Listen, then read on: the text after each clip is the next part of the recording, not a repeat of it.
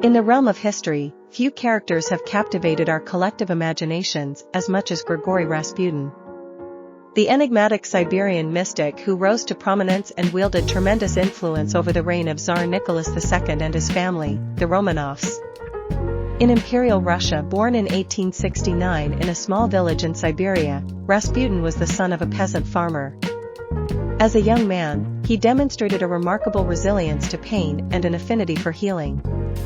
After many years of traveling and seeking out mysterious spiritual practices, Rasputin's reputation as a holy man grew.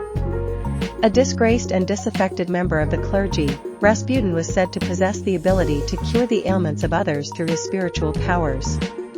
His path to power began in the summer of 1905, when Tsarina Alexandra, the Tsar's wife and mother of their 6 children, sought his help in healing their hemophiliac son, Tsarevich Alexei. Rasputin's prayers were said to have stopped the bleeding, and thus began a close and increasingly influential relationship between the mystic and the Tsarina. Rasputin soon found himself in the inner circle of the Russian imperial court, his influence growing as he became an advisor to the Tsar and even to the Tsarina herself. Although his holy man persona was supported by the wider Orthodox Church, many saw Rasputin as a charlatan and a dangerous force in Russian politics. His actions did not help to dispel these fears. Rasputin was known to be involved in scandal and debauchery, and it was rumored that he had an illegitimate daughter, Maria Rasputina. These allegations further fueled the growing resentment. The final straw came on the night of December 30, 1916, when a group of noblemen, led by Prince Felix Yusupov, invited Rasputin to their home, hoping to poison him. After consuming cakes laced with cyanide, Rasputin showed no ill effects. In a desperate attempt, Yusupov shot Rasputin through the chest, but he apparently remained unscathed.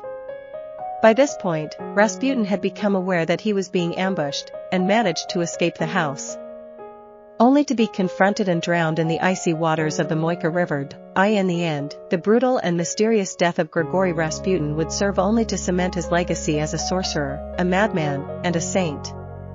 To this day, his name continues to be a fascinating story, both tangled in the murky waters of politics, divine intervention, and the human psyche. Video script.